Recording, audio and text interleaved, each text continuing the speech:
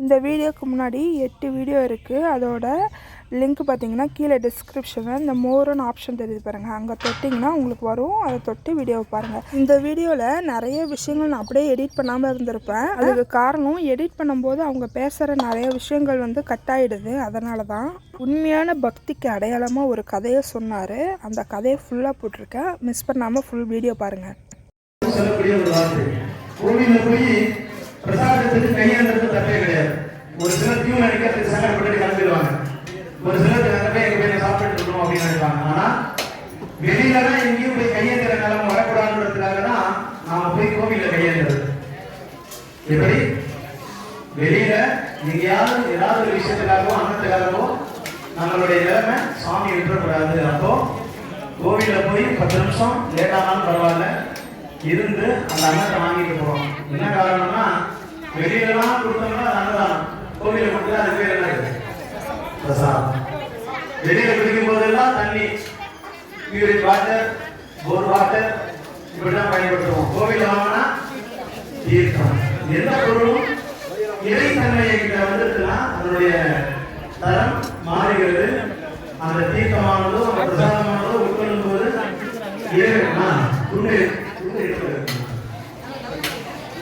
இறைவனுக்கு அது பிரசாதமா வரும் பொழுது நைவேத்தியம் பண்ணி அதை நம்ம சாப்பிடும் பொழுது சாட்சா சுவாமிக்கு நைவேத்தியம் பண்ணதை சாப்பிடும்போது என்ன ஆகுது? நமக்கு இறைவன் சாப்பிட்ட பிரசாதத்தை நம்மளும் சாப்பிட்டோம் அப்படின்ற ஒரு அர்த்தம். அதனாலதான் இந்த பிக்ஷைக்குன்னு ஒரு அர்த்தம் உண்டு. பகவதி பிக்ஷாந்தின்னு ஒரு வாக்கியம் உண்டு.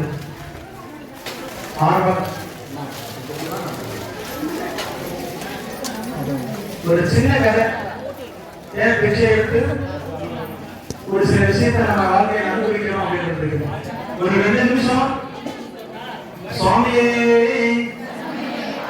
சொன்னாதாமா கரெக்டா வரீங்க. ஏன்னா ஆளாலும் வேடிக்கை பார்த்துட்டு இருக்கீங்க. இன்னும் நான் மைக் எடுத்துட்டு எனக்கு என்ன எங்க பேர் பேசினாலும் சேர்ந்தாங்க எல்லாம் இருக்கு. நான் சுவாமியே சுவாமியே சின்ன கதை பாருங்க. ஏன் நம்ம பிக்ஷை வாங்குறோம்? பிக்ஷை வாங்குறதுனால நமக்கு என்ன பலன்? ஒரு நாட்டுல 2 பேர் பிச்சை எடுத்துட்டு இருந்தாங்க. ஒருத்தர் ராஜா அதனுடைய நாட்டை கவனிக்க போறாரு. இந்த பிச்சை எடுக்கக்கூடிய சாமி பிச்சை பண்ற சாமி நம்ம கவனிச்சிருக்கோமா? என்ன சொல்லி கேட்பாங்க? யா சாமி பிச்சை பண்ணுங்க. இன்னொருத்தர் ராஜா பிச்சை பண்ணுங்க அப்படின்னு சொல்லி 2 பேர் மாத்தி மாத்தி பிச்சை எடுத்துட்டு இருக்காங்க. ராஜா பார்த்துட்டே போறோம். ஒரு சாமியை பிச்சை போடுறா, ஒரு ராஜா பிச்சை போடுறான்னு சொல்லி அவருக்கு மனசு ஃபுல்லா ஓடிட்டு இருக்கு. மறுநாள் இவங்க 2 பேரையும் அரசருக்கு அழைச்சிட்டு வர சொல்றாரு. தனித்தனியா முதல்ல அந்த சாமியை கூப்பிட்டு பிச்சை எடுப்பாங்க. அவன் கூப்பிட்டு கேட்கிறாரு, என்னப்பா நாட்டை நாட்டா நிர்வாகம் பண்ணிட்டு நீ சாமியை பிச்சை போட சொல்லிட்டு இருக்கிய அப்படின்னாரு. நாட்டை என்ன பண்ணணும்? அந்த நாட்டை கொடுத்தது யாரு? இறைவன் தானே. இறைவன் சொல்ல பேரை சொல்லிதான் நான் பிச்சை எடுத்தேன். ஓஹோ, அந்த அளவுக்கு ஒரு தைரியம் ராஜா பேசுறது சரி அப்படின்னு அனுப்பிட்டாரு. திரும்ப ராஜா பிச்சை பண்ணா பாருங்க. அவனை கூப்பிட்டு பிச்சை கேட்கிறார், நீ என்ன பிச்சை எடுத்து ராஜா பிச்சை கேட்கிறார். நாட்டுக்கே படி இருக்கிறது இல்லையா? உங்க பேரை சொல்லியிருக்காரா? ஊரில் இருக்கு கிடைக்கிறார். ராஜா ரொம்ப பெருமா இந்த பிச்சைக்காரன் நம்ம எந்த அளவுக்கு புரிஞ்சு வச்சுக்கலாம் சொல்லுவோம் இல்லையா? ஒரு சில பேரை புரிஞ்சு பேசினா நமக்கு தேவையான கிடைச்சிருக்கிறத அந்த பிச்சைக்காரன் புரிஞ்சு வச்சுக்கலாம். ரொம்ப ராஜாவுக்கு திருப்தி. இந்த பிச்சைக்காரனுக்கு ஏதாவது கொடுத்து அனுப்பிச்சிட்டோம் அப்படின்னா நாட்டில் நம்ம தப்பா பேசுவாங்க. அரசவையில நம்மளை தப்பா பேசுவாங்க. என்ன காரணம்? ராஜா ஒரு பிச்சைக்காரன் பகுதி பேசுவாங்க, கொடுத்துட்டாரு, என்ன பண்ணலாம் அப்படின்னு ராஜா யோசிக்கிறாரு. மந்திரியை கூப்பிடுறாரு. ஊர்ல இருக்கக்கூடிய எல்லாருக்குமே தானம் பண்ணணும்னு சொல்லி ஒரு அறிக்கை கொடுங்க அப்படின்றாரு. எதற்காக? இந்த பிச்சைக்காரன் மகிழ்விக்கிறதுக்காக ஊர்ல இருக்கக்கூடிய மக்கள் எல்லோருக்குமே தானம் கொடுங்க அப்படின்றாரு. மக்கள் எல்லாம் தரப்பட்டு வந்திருக்கிறாங்க. எல்லாருக்கும் அரிசி முன்னிலை எல்லாம் எடுத்துக்கிறாரு. எல்லாருக்கும் ஒரு பூசை ஆரோக்கியம் இல்லாம, ஏன்னா அந்த லிஸ்ட பிச்சைக்காரன் வந்துடணும். தவறி கொடுத்துட்டோம்னா ராஜா பிச்சைக்காரன் திரும்பப்படுத்துறதுக்காக உதாரண வார்த்தை வந்துடும். எல்லாரும் வாங்கிட்டே போவாங்க. கடைசியில் அந்த பிச்சைக்காரங்க வாங்க. இந்த சாமியும் பிச்சைக்காரன் பாருங்க, அவனுக்கு கொடுக்குறாரு. அந்த ராஜான்னு சொல்லி பிச்சைக்கு தனியாக எடுத்து வச்சுக்கிறாரு. என்னன்னா பூசைக்காக நம்மலாம் என்ன பண்ணுவோம்? திருஷ்டி ஓப்பன் பண்ணிடலாம் இல்லையா? அந்த மாதிரி ஓப்பன் பண்ணி வைதூரியம் எல்லாத்தையும் வச்சு லாக் பண்ணி பேசிட்டு போட்டு அந்த பூசையை பார்த்து எந்த ஒரு தொந்தரவு இல்லாத மாதிரி அவங்க எடுத்து கொடுக்குறாரு. 2 பேரும் வாங்கிட்டு போயிட்டாங்க. கொடுத்துருக்கோம், எல்லாரும் சந்தோஷமா இருக்காங்கன்னு பார்க்க போறாரு. இந்த வயிறுலாம் கொடுத்தாரு பாருங்க, அந்த பிச்சைக்காரன் பிச்சை எடுத்துருக்கான். இவருக்கு ரொம்ப ஆச்சரியம், ஏன்னா இவருக்கு இதுக்கு மேல என்ன கொடுக்க போறோம், இன்னும் பிச்சை எடுத்துருக்காங்க அப்படின்னு பாக்குறாரு. அவனை கூப்பிட்டு கேட்கிறார், என் பாருங்க நீ பிச்சை எடுத்துருக்கீங்க, அவனை கூப்பிட்டு அவ்வளவு கொடுத்தேன் அப்படிங்கிறார். என்ன கொடுத்தீங்க, ஒரு பூசணிக்காய் கொடுத்தீங்க, கொஞ்சம் இதை சொல்லி வச்சு நான் 10 வருஷமா சாப்பிட முடியும் அப்படின்னு கேட்கலாம்.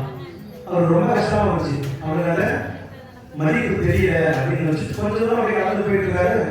சாமியை பிச்சை எடுத்தான் பாருங்க, அவன் ஜனம் இருக்கான், சும்மா ஜெகம் ஒரு போக போக்கியத்தோட நாள் வாழ்ந்துட்டு இருக்கான். இது ரொம்ப வருத்தம். நம்ம கொடுத்தோம் அவ்வளவு ஹாப்பியா இருக்கணும்னா அவன் பிச்சை எடுத்துருக்கான். இவன் தான் சந்தோஷமா இருக்கேன், அவன் கூப்பிட்டு கேட்கறாரு. அவன் சொன்னானா, இல்லைங்க நீங்க பிச்சை போட்டவங்க அதை வாங்கிட்டு போனேன், அன்னைக்கு மறுநாள் எங்க அப்பாவோட திடீர் பூசணிக்காய் எனக்கு கிடைக்கல, என்ன மாதிரியே ஒரு பிச்சை எடுத்துட்டு பூசணிக்காய் இருந்தது, ஏன் அதை கூட விலைக்குன்னு கேட்டேன்.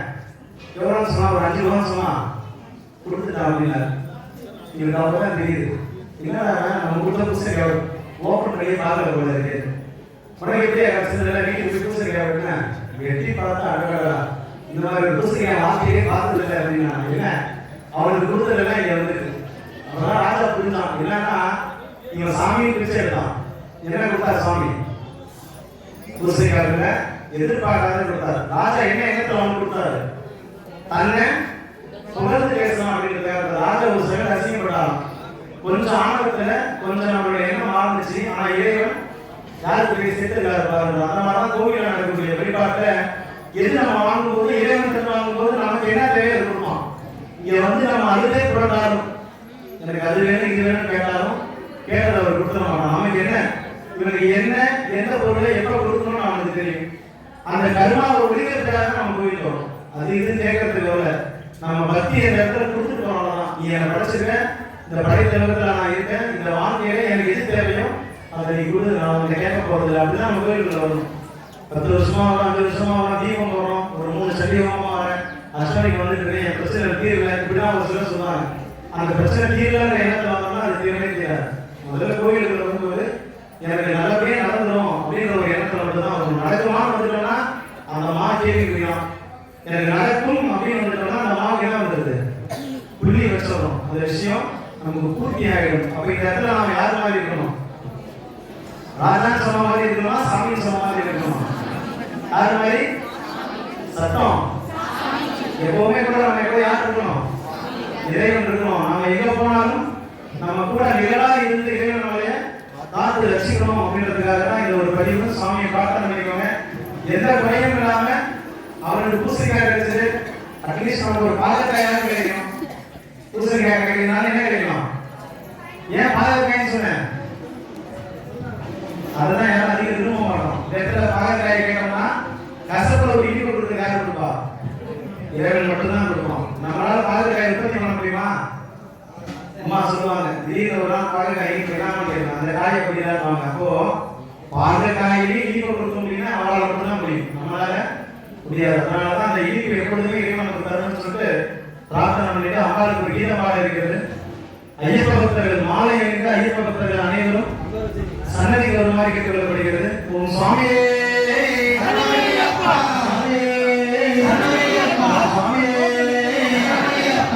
அம்பாளுக்காக பாடின கீதம் அடுத்த வீடியோவில் போடுறேன்.